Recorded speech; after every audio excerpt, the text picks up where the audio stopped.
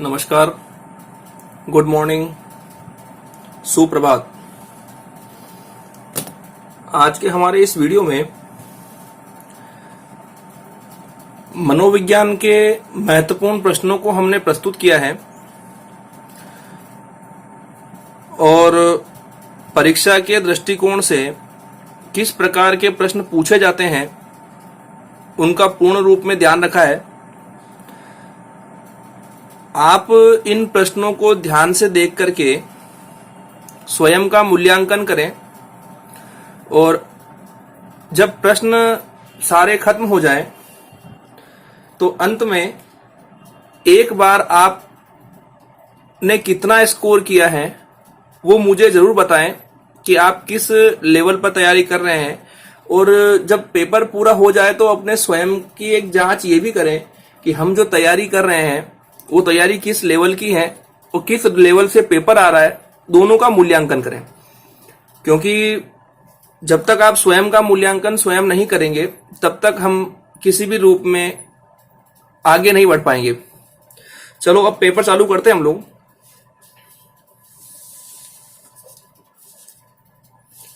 हमारा पहला प्रश्न है,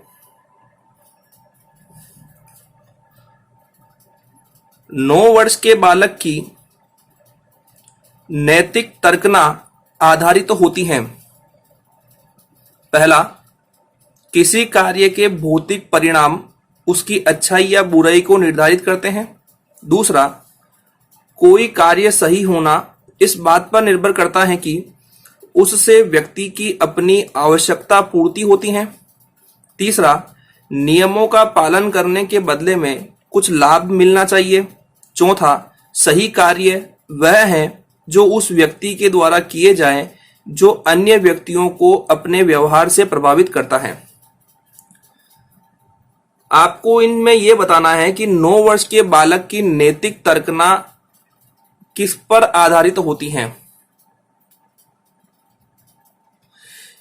इसमें सही उत्तर है विकल्प 1, किसी कार्य के भौतिक परिणाम उसकी अच्छाई या बुराई को निर्धारित करते हैं।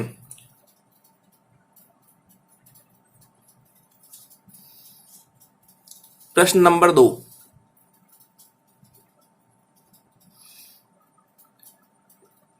निम्न में से कौन सा उदाहरण अभिप्रेरणा का परिणाम नहीं है। नंबर 1, कृष्णा ने नृत्य का समय 1 घंटे से बढ़ाकर 2 घंटे कर दिया है। दूसरा, जॉन स्टुअर्ट मिल ने 12 वर्ष की उम्र में दर्शन का अध्ययन आरंभ कर दिया था। नंबर 3, जगन ने श्वास लेने की प्रक्रिया में रुचि दिखानी प्रारंभ कर दी। और नंबर 4, राम ने तेजी से आधुनिक एवं प्राचीन ऐतिहासिक प्रवृत्तियों में सह संबंध स्थापित करने में प्रगति की है। प्रश्न नंबर 2 में आपको यह बताना है कि इन चारों में से कौन सा अभिप्रेरणा का परिणाम नहीं है। यहां सही उत्तर है, राम ने तेजी से आधुनिक एवं प्राचीन ऐतिहासिक प्रवृत्तियों में सह संबंध स्थापित करने में प्रगति की है। ऊपर के आने वाले तीनों जो विकल्प हैं, अब इसमें देखो 1 घंटे से 2 घंटे कर दिया, अभिप्रेरणा है। 12 वर्ष की उम्र में दर्शन का अध्ययन कर लिया, अभिप्रेरणा है। श्वास लेने की प्रक्रिया में रुचि दिखानी प्रारंभ कर दी, तो ये भी यहाँ पे क्या है, अभिप्रेरणा है। क्वेश्चन नंबर 3,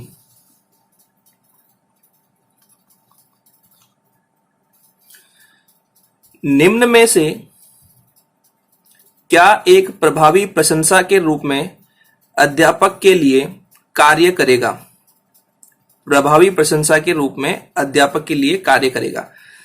नंबर 1, विद्यार्थियों के अवधान को उनके कार्य से संबंधित व्यवहार पर केंद्रित करता है। नंबर 2, विद्यार्थियों के वर्तमान कार्य निष्पादन को उनके समूह के अन्य साथियों के संदर्भ वर्णित करता है। 3, विद्यार्थियों को उनकी योग्यताओं अथवा कार्य निष्पादन के महत्व की सूचना देता है।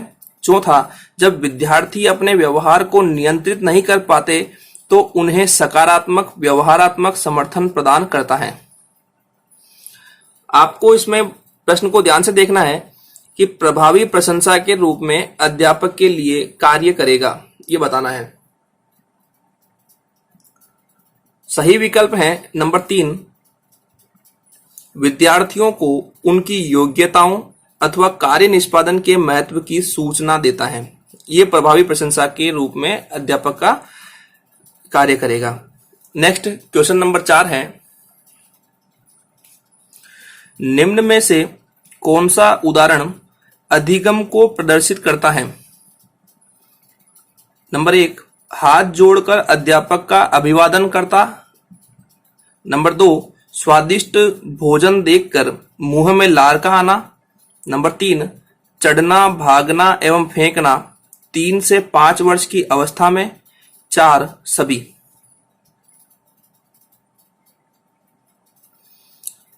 हमें अधिगम को प्रदर्शित करना है, ठीक है ना। तो अधिगम का मतलब सीखना, तो सीखने का रूप यह आता है कि हाथ जोड़कर अध्यापक का अभिवादन करना। देखो, स्वादिष्ट भोजन देखकर मुंह में लार आना, इसमें कोई अधिगम नहीं है, वो अपने आप ही स्वतः ही क्रिया होती है। चढ़ना, भागना, फेंकना 3 से 5 वर्ष की अवस्था में बिल्कुल होता है, तो अपने आप स्वतः होता है, वो धीरे धीरे सीखते रहेंगे। लेकिन यहाँ अधिगम को प्रदर्शित कौन सा कर रहा है? तो ये कर रहा है कि हाथ जोड़कर अध्यापक का अभिवादन करना। नेक्स्ट क्वेश्चन नंबर 5, निम्न में से कौन सा चिंतन की प्रक्रिया में सबसे कम महत्वपूर्ण है? नंबर 1, चित्र। 2, प्रतीक एवं चिन्ह। 3, मांसपेशीय क्रियाएं। और नंबर 4, भाषा। बताइए। इसमें सही है, चिंतन की प्रक्रिया में सबसे कम महत्वपूर्ण है तो वो है मांसपेशीय क्रियाएं। चित्र है, प्रतीक चिन्ह है, भाषा है, मांसपेशीय क्रियाएं इसमें प्रभावी रूप में नहीं होती हैं, चिंतन की प्रक्रिया में कम महत्वपूर्ण होती हैं। क्वेश्चन नंबर 6 है,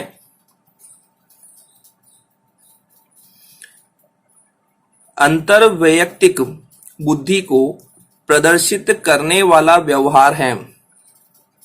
पहला, दूसरे के अंतर्मन की इच्छाओं एवं मंशा का पता लगाना। दूसरा, दूसरे के मूड को भांप जाना। तीसरा, मिलते जुलते संवेगों यथा उदासी एवं पछतावा में भेद कर पाना। और चौथा, दूसरों के विचारों एवं व्यवहारों को प्रभावित करने के लिए उनसे संबंधित जानकारी का उपयोग करना। अंतर्वैयक्तिक बुद्धि को प्रदर्शित करने वाला व्यवहार, बताइए। ये है मिलते जुलते संवेगों यथा उदासी एवं पछतावा में भेद कर पाना। ये हमारा अंतर्वैयक्तिक बुद्धि को प्रदर्शित करने वाला व्यवहार माना गया है। नेक्स्ट प्रश्न है हमारा क्वेश्चन नंबर 7, निम्न में से कौन सी व्यूह रचना या अभिप्रेत लैंगिक अंतरों को मद्देनजर रखते लैंगिक समता की भावना के विपरीत है? इन 4 में से एक विकल्प ऐसा है जो लैंगिक अंतरों के मद्देनजर लैंगिक समता की भावना के विपरीत है, ठीक है ना। ऑप्शन 1, विद्यार्थियों को बताएं कि रूढ़िबद्ध विषयों में सफलता हासिल कर सकते हैं। नंबर 2, प्रारंभिक विद्यालयी वर्षों में लड़के लड़कियों में शारीरिक एवं गामक कौशलों के विकास की संभाव्य क्षमता समान होती है। नंबर 3, लड़कों को समस्याओं के समाधान और विश्व पर नियंत्रण रखने के लिए उनकी योग्यता पर उनको आत्मविश्वास विकसित करने के लिए सहयोग प्रदान करें। और नंबर 4, लड़के एवं लड़कियों दोनों को कम आक्रामक एवं एक दूसरे के साथ अंतःक्रिया करने के सम्मत सामाजिक तरीकों को सिखाया जाए। बताइए इसमें कौन से, इसमें अब लैंगिक अंतरों के मद्देनजर जो है समानता की भावना के विपरीत है। देखो, लैंगिक जो अंतर है उसमें अगर समानता की भावना रखनी है तो हमें लड़के और लड़कियों दोनों को बराबर लेके चलना होगा, दोनों में से किसी एक को नहीं। यहां बताया गया विद्यार्थियों। अब विद्यार्थियों में लड़के लड़की दोनों की बात आ रही है। यहां देखो दूसरे वाले में लड़के लड़कियां दोनों आया है ना, तो यहां दोनों की बात कर रहे हैं तो लैंगिक समता हो गई। तीसरे वाले में केवल बात की गई लड़कों की गई है, यहां लड़कियों की कहीं बात नहीं है, तो इसका मतलब यहां पर ये विपरीत आ गया है क्योंकि लैंगिक समता की बात ही नहीं हो रही यहां पर। चौथे वाले में लड़के लड़कियों दोनों की बात हो रही है और यहां पर देखो यहां समानता रूप में दिखाई गई है, तो पहला दूसरा और चौथा तो इसमें समान रूप दिखा रहा है। तीसरा वाला जो है ये यहां समान रूप नहीं दिखा रहा है क्योंकि यहां केवल लैंगिक रूप में लड़कों की बात की गई है। क्वेश्चन नंबर 8, एक अध्यापक किसी भी समूह में समुदाय आधारित व्यक्तिगत विभिन्नताओं को समझ सकता है। आंखों के संपर्क के आधार पर, बुद्धि के आधार पर, भाषा एवं अभिव्यक्ति के आधार पर, गृह कार्य के आधार पर।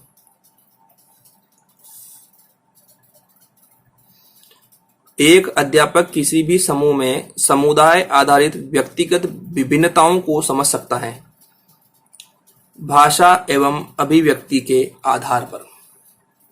नेक्स्ट 9वां प्रश्न है हमारा,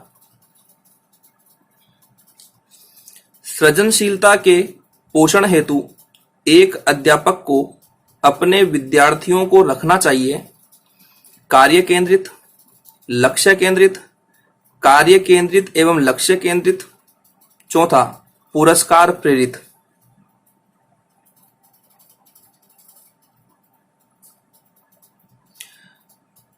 बताइए 90 में क्या होगा।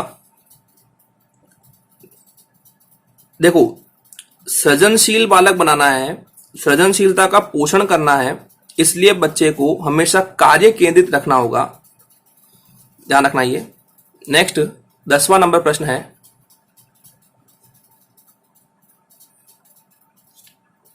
निम्न में से कौन सी विशेषता सामाजिक रूप से वंचित वर्ग के विद्यार्थियों की नहीं है। ध्यान रखना सामाजिक रूप से वंचित वर्ग के विद्यार्थी की नहीं है। 4 विशेषताएं हैं ये, ठीक है। पहला, बालकों की देखभाल के अनुभव उन्हें स्कूल के लिए प्रभावशाली ढंग से तैयार नहीं करते।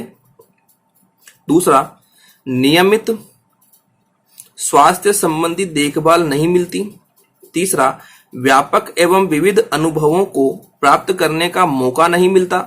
चौथा, विद्यालय में अच्छा करने के लिए अभिप्रेरित नहीं किया जाता। सामाजिक रूप से वंचित वर्ग के विद्यार्थियों की कौन सी विशेषता इसमें नहीं है। देखो यहां पर नियमित स्वास्थ्य संबंधी देखभाल नहीं मिलती, ये कोई सामाजिक रूप से वंचित वर्ग की विद्यार्थी विशेषता नहीं है। बाकी बालकों की देखभाल के अनुभव उन्हें स्कूल के लिए प्रभावशाली ढंग तैयार नहीं करते, ये सामाजिक रूप से विशेषता है। ये वंचित वर्ग के रूप में व्यापक विविध अनुभवों को प्राप्त करने का मौका नहीं मिलता, विद्यालय में अच्छा करने के लिए अभिप्रेरित नहीं किया जाता, ये तीनों विशेषता। लेकिन नियमित स्वास्थ्य संबंधी देखभाल नहीं मिलती, ये नहीं होगा, ठीक है ना। नेक्स्ट प्रश्न पर आते हैं हम,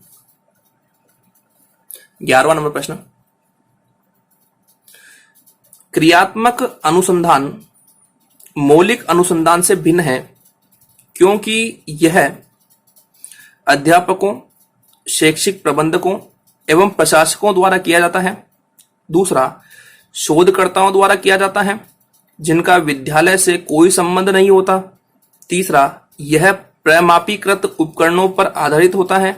और चौथा, यह न्यायादर्श पर आधारित होता है।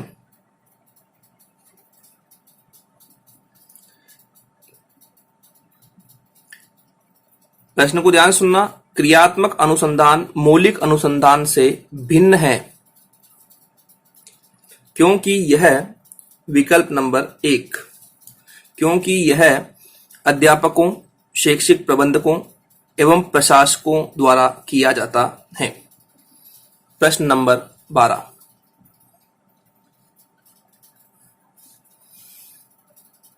क्रियात्मक अनुसंधान में पहला विकल्प, क्रियात्मक उपकल्पनाओं का निर्माण समस्याओं के कारणों पर आधारित है।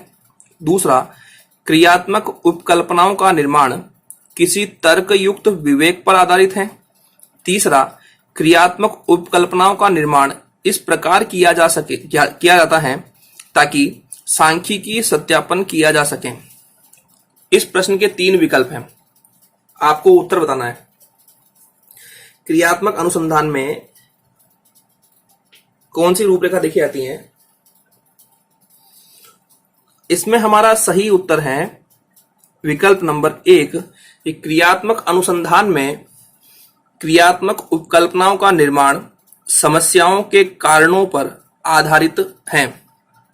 नेक्स्ट क्वेश्चन नंबर 13, राष्ट्रीय पाठ्यचर्या रूपरेखा 2005 में बहुभाषा को एक संसाधन के रूप में समर्थन दिया गया है, क्योंकि नंबर 1, यह एक तरीका है जिसमें प्रत्येक बालक सुरक्षित महसूस करे। दूसरा, भाषागत पृष्ठभूमि के कारण कोई भी बालक पीछे न छूट जाए। तीसरा, यह बालकों को अपने पर विश्वास के लिए प्रोत्साहन देगा। चौथा, सभी। राष्ट्रीय पाठ्यचर्या रूपरेखा 2005 में बहुभाषा को संसाधन के रूप में समर्थन दिया गया, क्योंकि इसमें सभी रूप में ये रूप दिखाए गए हैं और यहां प्रत्येक बालक सुरक्षित महसूस करे, भाषागत पृष्ठभूमि के कारण कोई भी बालक पीछे न छूट जाए, बालकों को अपने पर विश्वास के लिए प्रोत्साहन देना, ये सभी इसके रूप बनाए गए हैं। नेक्स्ट क्वेश्चन नंबर 14, निम्न में से कौन सा तरीका विज्ञान विषय को समझने के लिए उच्च प्राथमिक स्तर पर उपयुक्त नहीं है? विज्ञान विषय को समझने के लिए उच्च प्राथमिक स्तर पर उपयुक्त नहीं है, यानी 6ठी से 8वीं तक के लिए उपयुक्त नहीं है। पहला, वस्तुओं का प्रेक्षण करना व अवलोकनों को रिकॉर्ड या दर्ज करना। दूसरा, रेखा चित्र बनाना। तीसरा, वास्तविक अनुभव प्रदान करना। चौथा, अमूर्तता के द्वारा विषय को सीखना। बताइए,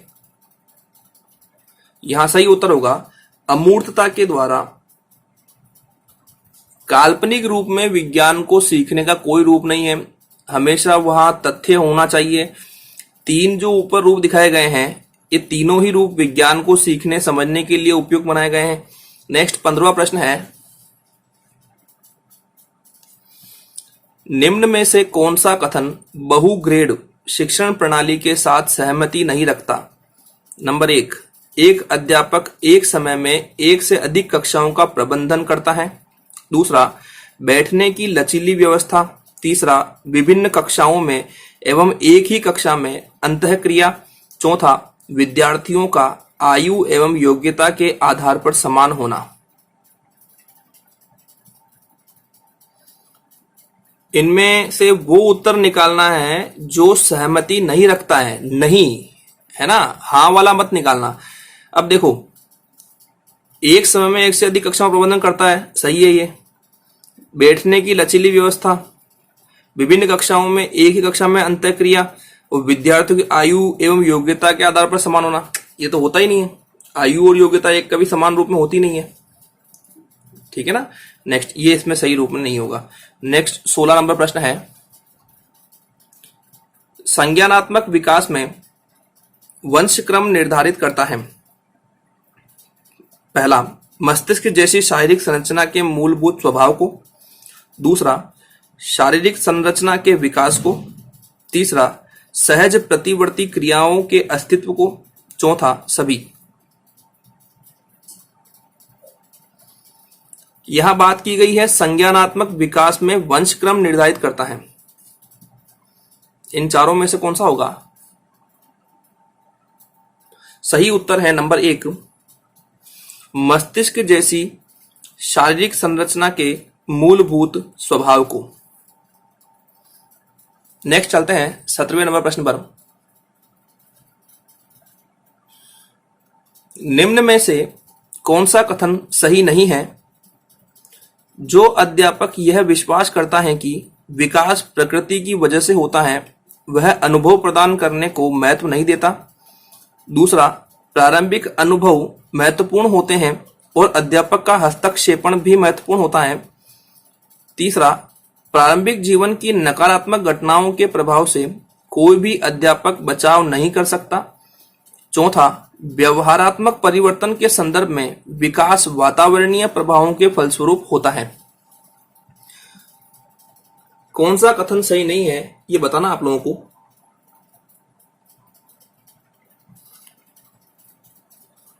इसमें नंबर 3 जो है, प्रारंभिक जीवन की नकारात्मक घटनाओं के प्रभाव से कोई भी अध्यापक बचाव नहीं कर सकता, ऐसा कुछ नहीं है। नकारात्मक प्रभाव जीवन में कई बार आते हैं, लेकिन हमें उन्हीं प्रभावों से निकल करके सकारात्मक होना पड़ता है।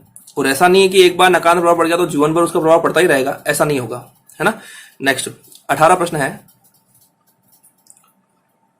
निम्न में से कौन सी विशेषता परिपक्वता को अधिगम से अलग करती है। यह एक स्वाभाविक प्रक्रिया है। दूसरा, यह अभ्यास पर निर्भर करती है। तीसरा, यह प्रेरकों पर निर्भर करती हैं। चौथा, यह जीवन पर्यंत चलने वाली प्रक्रिया है।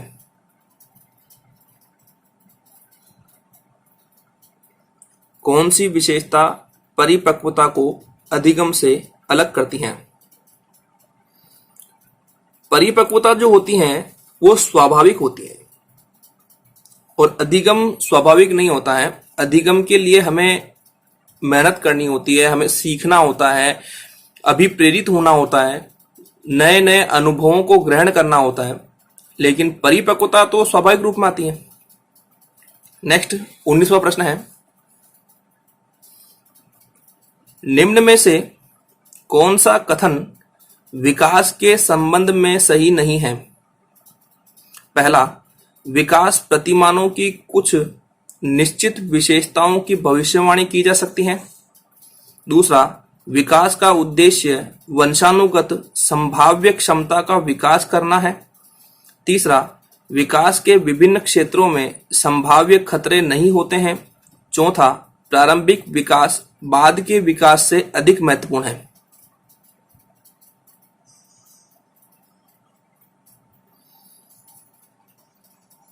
इसमें हमें वो कथन निकालना है जो विकास के संबंध में सही नहीं है। अब देखो, हमें अगर ना विषय के बारे में पूर्ण जानकारी है तभी हम उत्तर निकाल पाएंगे, क्योंकि यहाँ अधिकांश प्रश्नों में नहीं नहीं नहीं नहीं पूछा गया है। और अगर आप जल्दबाजी में रहे तो आप अधिकांश उत्तर हैं वाला निकाल देंगे और फिर वहां गोला भरने के बाद में कोई चेंजिंग नहीं हो सकता। तो आप पहले प्रश्न को ध्यानपूर्वक पढ़ें कि वो पूछ क्या रहा है, और अगर जब तक आपको टॉपिक की पूरी जानकारी नहीं होगी तो आप इसका उत्तर भी नहीं निकाल पाएंगे। इसमें सही उत्तर है हमारा विकल्प 3, विकास के विभिन्न क्षेत्रों में संभाव्य खतरे नहीं होते हैं। ठीक है ना, यहां ध्यान रखना। ये बाकी जो संबंध रखते हैं वो कौन कौन से हो गए, तो विकास प्रतिमानों की कुछ निश्चित विशेषताओं की भविष्यवाणी की जा सकती है। दल या विकास का उद्देश्य वंशानुगत संभाव्य क्षमता का विकास करना है। चौथा, प्रारंभिक विकास बाद के विकास से अधिक महत्वपूर्ण है। बिल्कुल ये सब सही है, लेकिन विकास के विभिन्न क्षेत्रों में संभाव्य खतरे नहीं होते हैं, ये गलत है। ठीक है ना। नेक्स्ट 20वां प्रश्न है, दल या गैंग का सदस्य होने से सामाजिकरण उत्तर बाल्यावस्था में बेहतर होता है। निम्न में से कौन सा कथन इस विचार के विपरीत है। आपको ये बताना है कि दल या गैंग का सदस्य होने से सामाजिकरण उत्तर बाल्यावस्था में बेहतर होता है। कौन सा कथन, जो 4 कथन आएंगे इनमें जो विपरीत है वो आपको बताना है। पहला कथन है, वयस्कों पर निर्भर न होकर सीखता है। दूसरा, जिम्मेदारियों को निभाना सीखता है। तीसरा, अपने समूह के प्रति वफादार होना सीखता है। चौथा, छोटी छोटी बातों पर झगड़ा करते हुए अपने गैंग के सदस्यों से लड़ाई मोल लेता है। प्रश्न वापस सुनना, दल या गैंग का सदस्य होने से सामाजिकरण उत्तर बाल्यावस्था में बेहतर होता है। ठीक है ना, यानी गैंग का एक दल रूप में रहना, गैंग रूप में रहना उत्तर बाल्यावस्था में होता है। तो इनमें कौन सा विचार गलत है। तो ध्यान रखना कि वयस्कों पर निर्भर न होकर खुद सीखता है, बिल्कुल राइट है। दल में रहेगा तो बच्चे उन सबको देख देख के सीखेगा। जिम्मेदारियों को निभाना सीखता है, अपनी खुद की इंपॉर्टेंस समझेगा, जिम्मेदारी समझेगा। अपने समूह के प्रति वफादार होगा, ग्रुप जो होगा उनका, उस ग्रुप की सारी बातें सिक्योर करना, उस ग्रुप के लिए काम करना, साथ में बैठना उठना, ठीक है ना। लेकिन ये चौथा वाला विकल्प इसमें सही नहीं है कि छोटी छोटी बातों पर झगड़ा करते हुए अपने गैंग के सदस्यों से लड़ाई मोल लेता है, ये सही नहीं है। नेक्स्ट 21वां प्रश्न है, योगात्मक मूल्यांकन का उद्देश्य है। पहला, समय विशेष एवं विभिन्न कार्य पर एक विद्यार्थी ने कितना अच्छा निष्पादित किया है का पता लगाना। दूसरा, अधिगम को सुगम बनाना व ग्रेड न प्रदान करना। तीसरा, ऐसे विद्यार्थी का पता लगाना जो अपने साथियों के समकक्ष संप्रति में कठिनाई अनुभव कर रहा है। और चौथा, अगली इकाई के अनुदेशन से पूर्व प्रगति का पता लगाना। योगात्मक मूल्यांकन का उद्देश्य कौन सा है? इसका सही उत्तर है हमारे पहला, समय विशेष एवं विभिन्न कार्य पर एक विद्यार्थी ने कितना अच्छा निष्पादित किया है का पता लगाना, ये योगात्मक मूल्यांकन कहलाएगा। क्वेश्चन नंबर 22, राजू खरगोश से डरता था। शुरू में खरगोश को राजू से काफी दूर रखा गया। आने वाले दिनों में हर रोज खरगोश और राजू के बीच की दूरी कम कर दी गई। अंत में राजू की गोद में खरगोश को रखा गया और राजू खरगोश से खेलने लगा। यह प्रयोग उदाहरण है। पहला, प्रयत्न एवं त्रुटि का सिद्धांत। दूसरा, शास्त्रीय अनुबंधन सिद्धांत। तीसरा, क्रिया प्रसूत अनुबंधन सिद्धांत। चौथा, इनमें से सभी। आप लोगों को इस प्रश्न का उत्तर मुझे कमेंट बॉक्स में देना है कि इसका सही उत्तर क्या होगा, ठीक है ना। इसका उत्तर मैं नहीं बताऊंगा, इसका उत्तर आप लोग बताएंगे। नेक्स्ट प्रश्न है क्वेश्चन नंबर 23,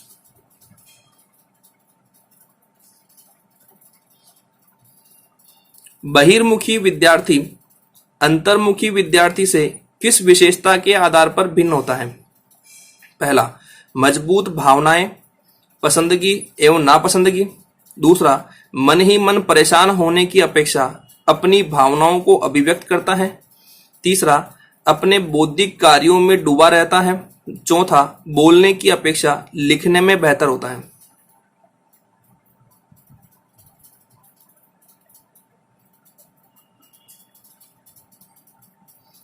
बहिर्मुखी विद्यार्थी अंतर्मुखी विद्यार्थी से कैसे अलग होता है? तो ध्यान रखना, अंतर्मुखी विद्यार्थी जो होते हैं वो मन ही मन परेशान रहते हैं, वो किसी को अपनी बात शेयर नहीं करते हैं। और बहिर्मुखी विद्यार्थी, क्या बहिर्मुखी जो लोग होते हैं वो क्या करते हैं, अपनी बातों को शेयर करते हैं। तो ये 2 नंबर वाला विकल्प सही है कि मन ही मन परेशान होने की अपेक्षा अपनी भावनाओं को अभिव्यक्त करता है। बहिर्मुखी विद्यार्थी जो होते हैं वो अभिव्यक्त कर देते हैं, जबकि अंतर्मुखी विद्यार्थी जो होते हैं वो अभिव्यक्त नहीं करते हैं। क्वेश्चन नंबर 24, निम्न में से कौन सा कथन बुद्धि के बारे में सत्य नहीं है? आपने नोटिस किया हो तो जितने भी प्रश्न यहां हम पढ़ रहे हैं उन सब में नहीं पूछा गया है और एग्जाम में ऐसे ही आएंगे। और देखो, ये मनोविज्ञान के अभी 30 प्रश्न अब कंप्लीट होने वाले हैं। अब आप सोचो, अगर आपने डीप स्टडी की हो मनोविज्ञान में तो ही जाकर के हम है ना हर एक प्रश्न को ध्यान से पढ़कर उत्तर निकाल सकते हैं। थोड़ी सी लापरवाही हमारा वो प्रश्न गलत कर सकता है, ठीक है ना।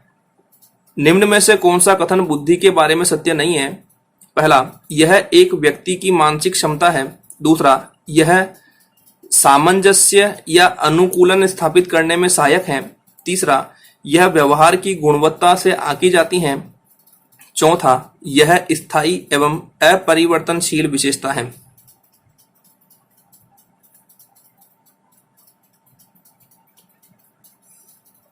बुद्धि के बारे में सत्य नहीं है।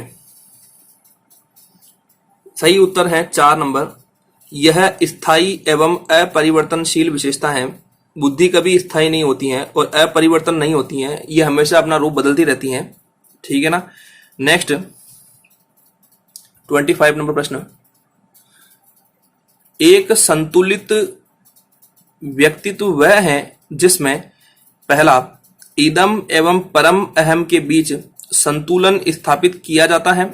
दूसरा, इदम एवं अहम के बीच संतुलन स्थापित किया जाता है।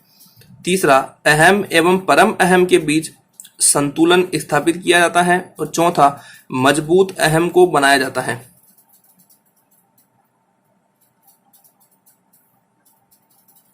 एक संतुलित व्यक्तित्व वह है जिसमें अहम को मजबूत बनाया जाता है। अहम को मजबूत बनाया जाता है। नेक्स्ट 26 नंबर प्रश्न, मानसिक रूप से पिछड़े बालकों के लिए निम्न में से कौन सी व्यू रचना कार्य करेगी? पहला, कार्यों को मूर्त रूप से समझाना। दूसरा, विद्यार्थियों को लक्ष्य निर्धारित करने के लिए प्रोत्साहित करना। तीसरा, स्व अध्ययन के लिए अवसर प्रदान करना। चौथा, सहायता के लिए बाहर से संसाधनों को प्राप्त करना। मानसिक रूप से पिछड़े बालकों के लिए निम्न में से कौन सी व्यू रचना कार्य करेगी? बताइए भाई। मानसिक रूप से पिछड़े बालक हैं, उनके लिए कार्यों को मूर्त रूप में समझाना, यही व्यू रचना कार्य करेगी। नेक्स्ट 27 प्रश्न है, नृत्य, ड्रामा एवं शिल्प कला का प्रयोग किया जाता है विशिष्ट गुणों के विकास हेतु, व्यक्तित्व को ढालने के लिए, दबी एवं बर्दाश्त न की जा सकने वाले अंतर्नोद के प्रकटीकरण के लिए। और चौथा, सभी। नृत्य, ड्रामा एवं शिल्प कला का प्रयोग किया जाता है विशिष्ट गुणों के विकास के लिए, व्यक्तित्व को ढालने के लिए, दबी एवं बर्दाश्त न की जा सकने वाली अंतर्नोद को प्रकटीकरण के लिए, या सभी। इसमें सही उत्तर होगा सभी। ठीक है ना। नेक्स्ट 28वां प्रश्न है, वर्तनी, वाचन एवं गणना में कठिनाई, सामान्य बुद्धि एवं अच्छी अनुकूलनात्मक योग्यता विशेषता है। पहला विकल्प है धीमी गति से सीखने वालों की। दूसरा, सामान्य या औसत अधिगमकर्ता की। तीसरा, मानसिक रूप से पिछड़े बालकों की। चौथा, अधिगम निर्योग्य बालकों की।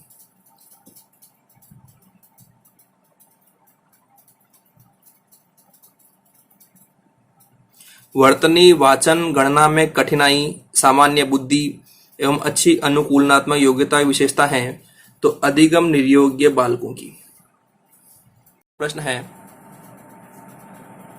फ एवं व, मैं एवं न अक्षरों की ध्वनियों में अंतर न कर पाना अधिगम की समस्या संबंधित है। पहला, अवधान केंद्रण की। दूसरा, स्मृति की। तीसरा, प्रत्यक्षीकरण की। चौथा, सभी।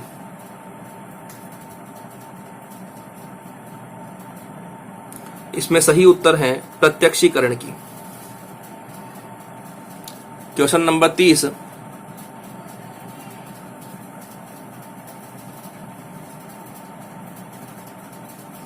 निःशुल्क एवं अनिवार्य शिक्षा का बालकों का अधिकार कार्य के लिए नहीं लगाया जा सकता। निःशुल्क एवं अनिवार्य शिक्षा का बालकों का अधिकार कार्य के लिए नहीं लगाया जा सकता। पहला, 10 वर्ष पश्चात होने वाली जनगणना में। दूसरा, आपदा राहत कार्य में। तीसरा, चुनाव संबंधी कार्य में। चौथा, पल्स पोलियो कार्यक्रम में। किसमें इनको नहीं लगाया जा सकता है? पल्स पोलियो कार्यक्रम में इनको नहीं लगाया जा सकता है। ये हमारे मनोविज्ञान के 30 प्रश्न थे। आप लोग इन्हें पढ़ करके आपको लगा होगा प्रश्न किस लेवल के हैं, परीक्षा में किस रूप से पूछे जा सकते हैं। आप इन प्रश्नों को देख करके अपने स्वयं की जांच करें। मैं ये नहीं कहता हूं कि आप सब अपने आप में बहुत ही होशियार हैं, आप सब कर लेंगे, ये कर लेंगे, लेकिन मैं मानता हूं अगर 30 क्वेश्चन में से अगर 27-28 क्वेश्चन अगर आप इसमें सही कर रहे हैं मनोविज्ञान में, तो आपकी रैंकिंग बहुत अच्छी है। अगर इस पेपर जो मैंने अभी समझाया है, इस पेपर के अंदर अगर आपने 27-28 प्रश्न कर लिए हैं, तो मेरा मानना है कि आप अच्छा कर रहे हैं और आप बढ़िया अपना परिणाम बना लेंगे। लेकिन जो विद्यार्थी इसमें 20-22 से ऊपर नहीं कर पा रहे हैं, या उनको कईयों को तो प्रश्न ही समझ में नहीं आ रहे हैं, ऐसा भी होता है। तो जो ऐसे विद्यार्थी हैं जिनको प्रश्न ही समझ नहीं आ रहे हैं, जो 20-22 से ऊपर नहीं कर पा रहे हैं, ऐसे विद्यार्थियों को बहुत पढ़ना जरूरी है। जब तक वो नहीं पढ़ेंगे तब तक वो क्लियर नहीं कर पाएंगे, ध्यान रखना। ओके, हम वीडियो यहीं समाप्त करते हैं। आप लोग इस वीडियो को देखें, लाइक करें, कमेंट करें, शेयर करें, सब्सक्राइब करें। अपने जितने मिलने वाले लोग हैं, जितने फ्रेंड सर्कल में हैं, जितने ग्रुप बने हुए हैं, आपके स्टडी ग्रुप बने हुए हैं, उन सब में ये वीडियो भेजा करें। उन्हें भी सब्सक्राइब करने के लिए बोलें। एक बात और, आप सब वीडियो देखते हैं लेकिन लाइक भी किया करें। लाइक करने से भाई मुझे प्रोत्साहन मिलेगा, मैं अभिप्रेरित होऊंगा, तो मैं आपके लिए कुछ और नया सोचूंगा। तो थोड़ा सा आप लोग ये लाइक, कमेंट, शेयर जरूर किया करें और सब्सक्राइब जरूर करें, ताकि वीडियो जो भी नया आए उसका लिंक आपको जल्दी ही मिल जाए। ओके, आप लोग घर रहें, सुरक्षित रहें, पढ़ते रहें। धन्यवाद।